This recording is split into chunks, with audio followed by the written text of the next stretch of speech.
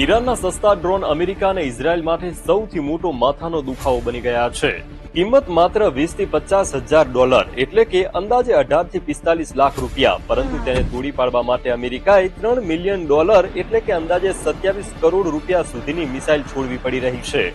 નમસ્કાર, હું મનોજ. ઈરાનના સસ્તા ડ્રોન્સ વર્સસ અમેરિકાની મોંઘી ઇન્ટરસેપ્ટર મિસાઇલોની પૂરી કહાની જાણીશું આજના એક્સપ્લેનરમાં.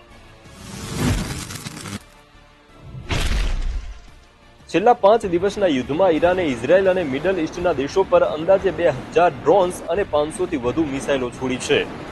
આમાંથી મોટા ભાગના વન વે સુસાઇડ ડ્રોન્સ છે, એટલે કે તે ટાર્ગેટ સુધી જઈને બ્લાસ્ટ થઈ જાય છે. ઈરાનનું સૌથી એડવાન્સ શાહેદ 136 ડ્રોન એટલું નાનું છે કે તેને કોઈ ટ્રકની પાછળથી પણ લોન્ચ કરી શકાય છે.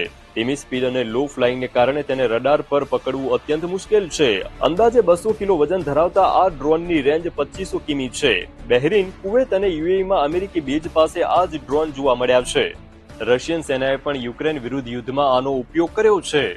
શાહેદ 136 ઉપરાંત ઈરાન પાસે 200 કિમી રેન્જવાળા મોહાજેર 6, 250 કિમી રેન્જવાળા અબાબિલ 3 અને 2000 કિમી રેન્જવાળા આરા રિશ 2 ડ્રોન્સ છે.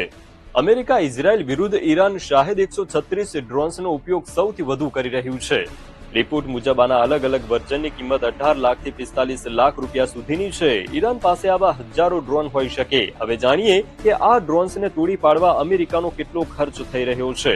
અમેરિકી સેન્ટ્રલ કમાન્ડના જણાવ્યા અનુસાર મિડલ ઇસ્ટમાં અમેરિકાની પેટ્રિયટ એર ડિફેન્સ સિસ્ટમ અને કાઉન્ટર ડ્રોન સિસ્ટમ તૈનાત છે. પેટ્રિયટ સિસ્ટમમાંથી એક શોટ ફાયર કરવાની કોસ્ટ અંદાજે 27 કરોડ રૂપિયા છે. અમેરિકા પાસે આ સિવાય